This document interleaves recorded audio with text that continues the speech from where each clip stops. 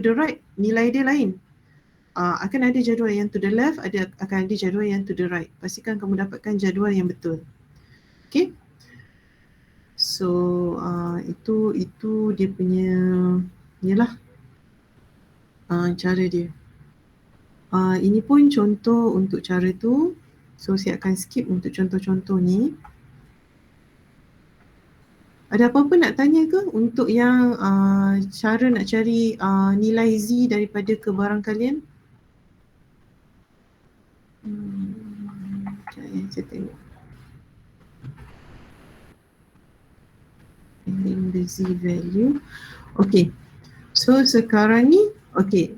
Macam mana kita nak cari nilai X? Tadi kita nak cari nilai Z kalau kita diberi kebarangkalian.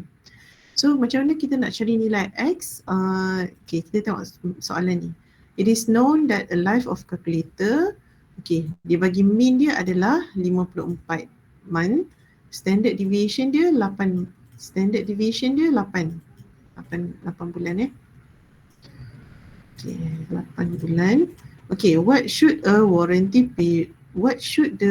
period be to replace a malfunctioning? So dia nak tetapkan tempoh warranty. If the company does not want to replace more than 1%.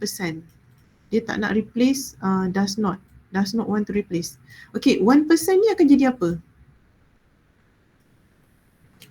Z. Dia ialah persen. So kalau kita tukarkan dalam istilah ZX ni dia apa? 1% ni apa? 0.01. 0.01. So 0.01 ni apa? Adakah dia nilai Z, adakah dia nilai X, adakah dia nilai mean, standard deviation atau nilai kebarangkalian? Z. Nilai Z. Nilai Z. Z. Nilai kebarangkalian Z. Ya. Nilai kebarangkalian Z. Okey. Tengok betul tak dia cakap? Okey. Kita tahu, okey. Distribution table. So, 0 point area to the left of X 0.01. Okay, find the Z value. Does not contain. The value closest to Z is, okay, kejap saya tak faham dia punya.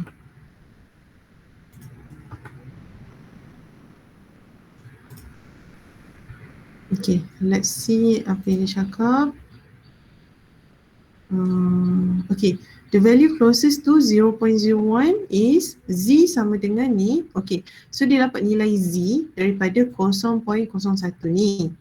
Okay, sekarang ni dia nak dapatkan nilai X. Kamu dah tahu mean kamu adalah 54, standard deviation adalah 8. So kamu boleh dapat nilai X. Sekejap, saya double confirm untuk nilai Z ni. Sekejap ya.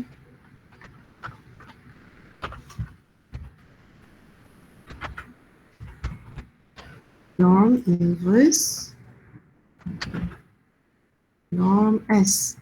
Kena tulis S ya. 0.01. Okay, betul. So norm inverse 0.01 adalah negatif 2.33. So 2.326. So dia round it up jadi 2.33. So 0.01 tu adalah kebarangkalian. Dia sebenarnya, okay, sekejap saya contoh. Dia adalah P Z sama dengan berapa? Sama dengan 0.01. Okay, jelas tak? Alright. Ada soalan yang ini?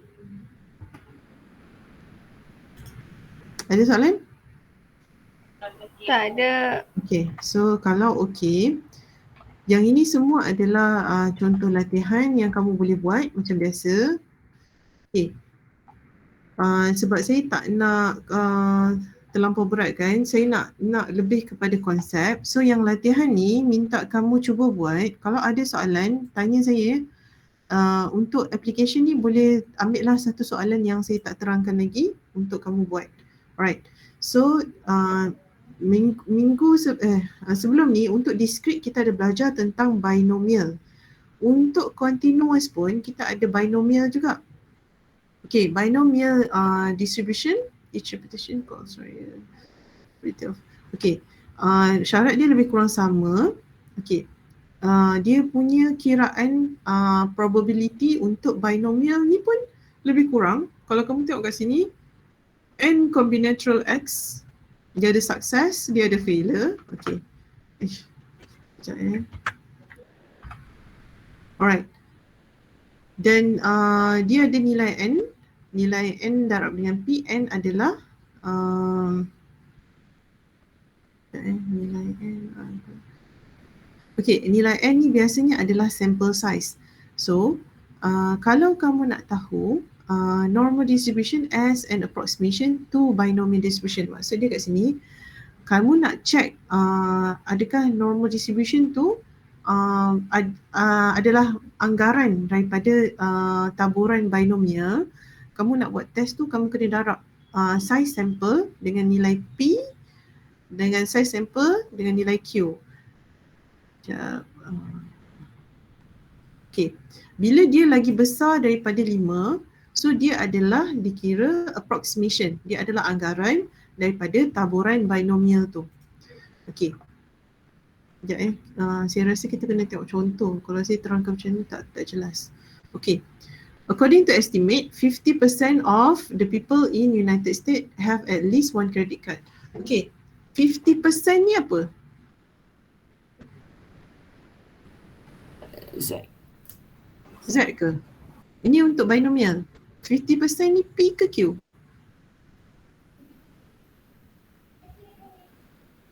P. Ikut. 50% adalah P. 50% adalah P. Sorry.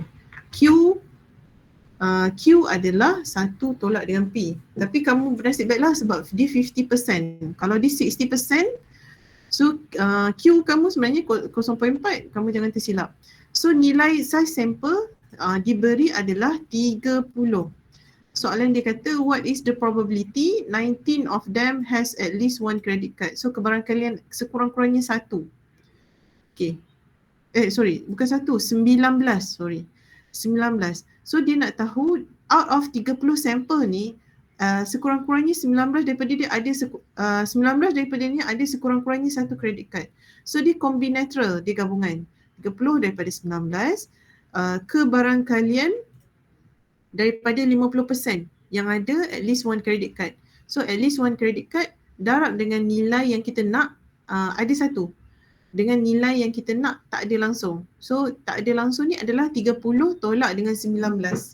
So kamu dapat kebarangkalian menggunakan binomial 0.05. Okay, ada soalan tak untuk yang ini? Kenapa dia boleh buat kiraan binomial bila dia darab n dengan p? So 30 darab dengan 0.5, berapa kamu dapat?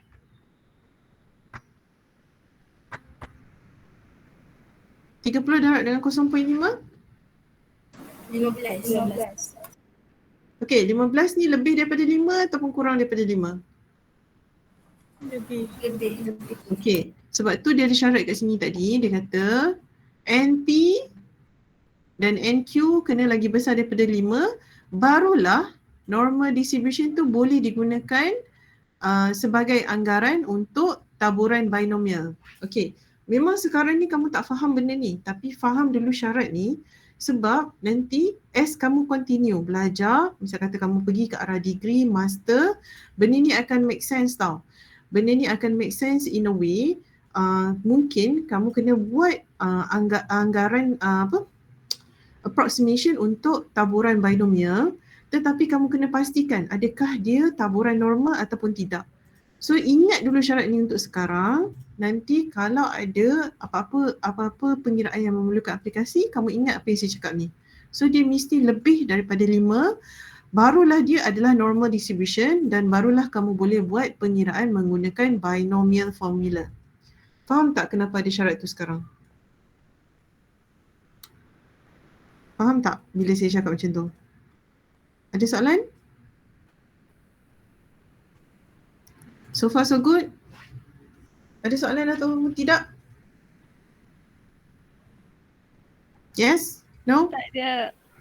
Okay, kalau tak ada, okay, Ini adalah jalan kira dia.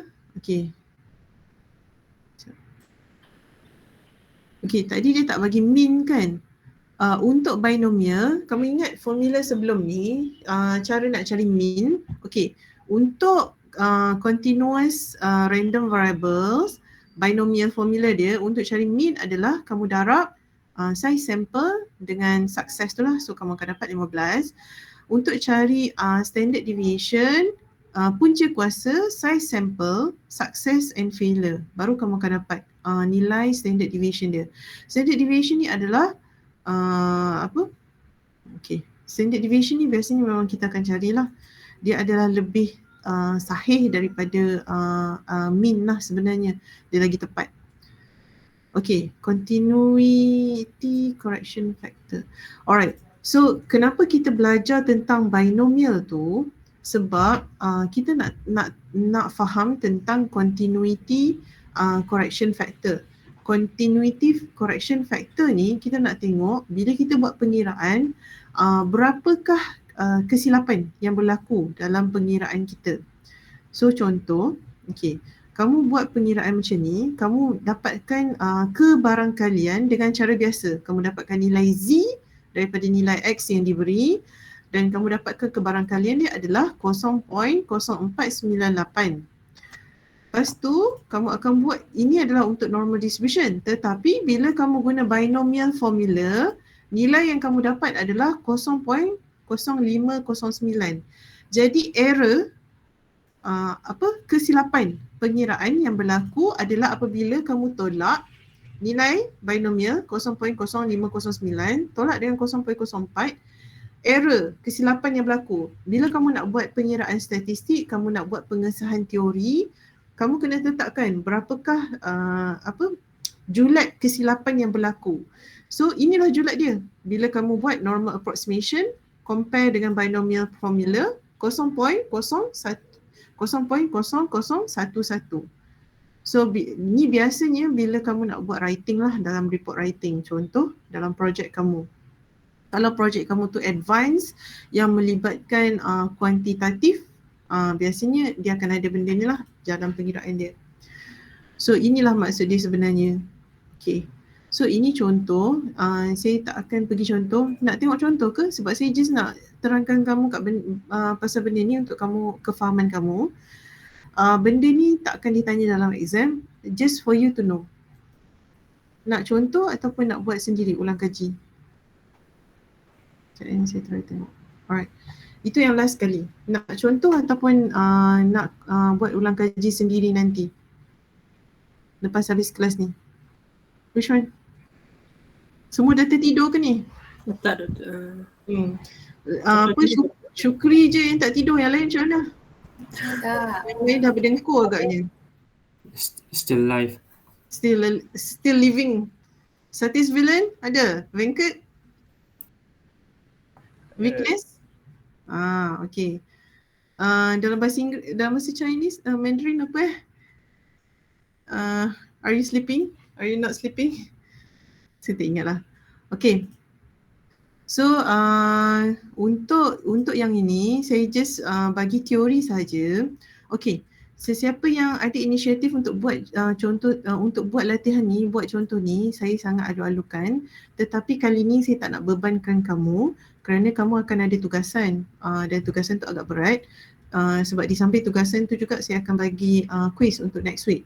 Sebab saya nak tengok kamu faham ke tidak apa yang kawan kamu terangkan. So next week berkemungkinan besar saya tak akan masuk kelas. Saya akan cuba masuk kalau boleh. Tapi submission untuk presentation adalah melalui recording. Ketua kelas kamu akan record the whole session kelas tu untuk saya tengok interaksi kamu dalam kelas tu. Okay? Boleh? Ada soalan setakat ni? Tak ada.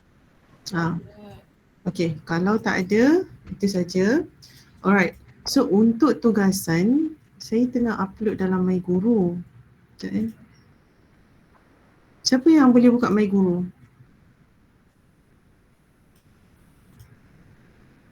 Dah ada ke belum? Okay, belum ada. So nanti saya akan edit lagi dan upload dalam masa beberapa minit lagi. So kalau ada soalan berkenaan dengan tugasan tu, kalau boleh tanya saya by this week lah. Jangan tanya, bukan saya tak nak bagi kamu tanya next week, saya takut saya di luar kawasan perkhidmatan, sama ada saya lupa nak reply, nanti kau ketua kamu kena follow up, beban lah untuk tugas ketua kamu. Kalau kamu sendiri boleh follow up tak ada masalah. Tapi kalau yang urgent, minta tanya saya minggu ni lah, sebab akan ada group yang present untuk hari Isnin dan akan ada group yang present untuk hari Khamis. Okay, boleh semua? Boleh. Alright, Boleh. ada soalan? Okay, good. Tak ada.